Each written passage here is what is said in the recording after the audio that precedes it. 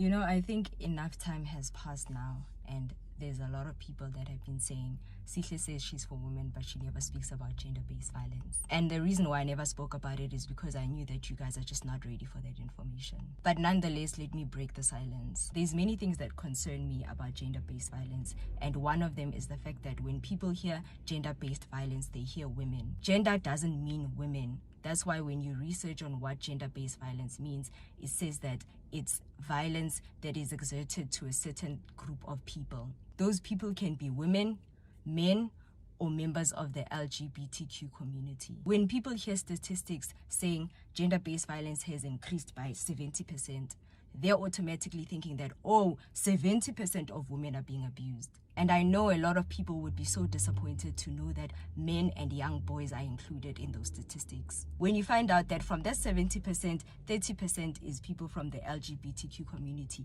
another 30% is men, and then a 40% is women, your whole world will come crashing down.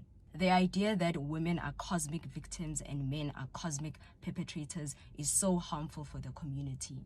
I was watching a TED Talk on YouTube, and these women were talking about how gender-based violence affects men so much. Young men and young boys are dying at crazy rates, even more than women. Never mind grown men, the fact that young boys don't get the attention that they need, that they're not getting the help that they need because everything is about women. What's happening here is fear-mongering because they want women to live in constant fear. They want them to be constant victims so that any moment that you need to take accountability or you need to look at situations and be like, okay, what was something that I could have avoided? What was something that I couldn't have avoided? You are not even able to make those differences. You can't even make that discernment because everything in your head says that you're a victim and everything is about you. A society that can never see two perspectives, that can never see gray areas, is a very dangerous one. We can't even have conversations saying, young girls, love your bodies, because there's always going to be women that come and say, how can you tell young ladies to love their bodies? Men are killing us.